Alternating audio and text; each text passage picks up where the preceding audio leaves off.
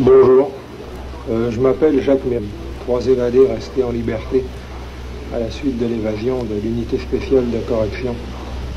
Et le but de cet enregistrement est simplement de vous faire connaître les conditions de vie exactes qu'avaient les détenus à l'unité spéciale de correction. Je pense que je sais de quoi je parle parce que j'y suis quand même resté 1 an et j'y ai vu des choses qui sont capables de révolter n'importe quelle personne qui a un minimum de respect pour les droits de l'homme. Pour l'honorable solliciteur général Jean-Pierre Goyer, mon nom ce n'est pas Jacques Mérine. Pour lui, je suis le numéro 5933. Et numéro, je suis resté à l'unité spéciale de correction tout le temps. Je vais d'abord vous expliquer une chose. Le détenu qui vit à l'unité spéciale de correction est enfermé dans une cellule en ciment.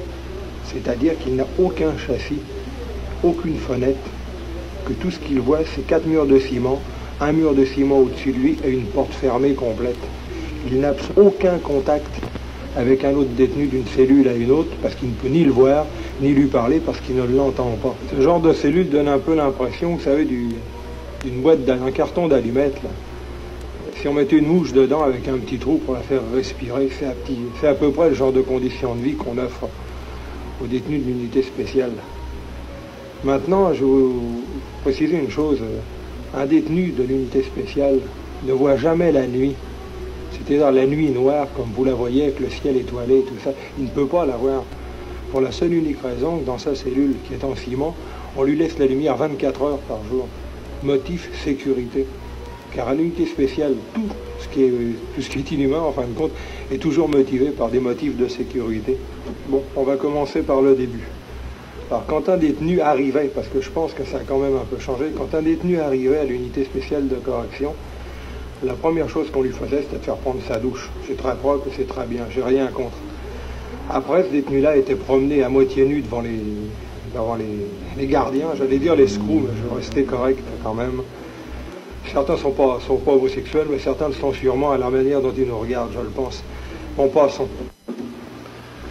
Après ça, on vous conduisait à votre cellule, et puis on vous précisait que pendant 2 mois, vous n'auriez aucun droit. C'est-à-dire que le seul droit que vous auriez, ça serait d'avoir votre tabac, point final, rien d'autre. On ne vous donnait même pas votre dentifrice, on vous donnait une pâte dentaire, et puis c'était tout. Puis on vous précisait aussi qu'il ne fallait jamais parler. Que pendant 2 mois, vous n'auriez jamais le droit de parler.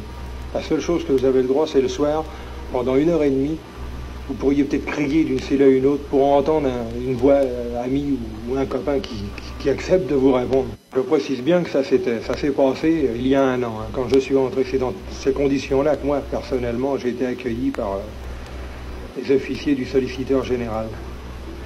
Au bout de ce stage, si vous êtes tenu normalement, on vous emmène à l'unité numéro 2. Là, l'unité numéro 2, c'est le même genre de cellule, toujours des boîtes de savon fermées, vous savez, où un homme ne voit rien, ne respire pas. Parce que je vous précise une chose, dans les cellules, le système d'aération, c'est à peu près 12 pouces sur 8. C'est la seule chose qui vous amène de l'air. C'est-à-dire qu'en été, vous avez trop chaud, puis en hiver, vous avez trop froid. Et ça les gêne pas beaucoup. Ça, personnellement, je pense que certains officiers du solliciteur général sont même très contents de nous voir dans ces conditions de vie-là. Je veux surtout vous parler de la sécurité à l'unité spéciale. Sécurité qui, en fin de compte, prouve qu'elle est stupide, parce que s'il y avait eu sécurité, je ne pourrais pas vous parler aujourd'hui.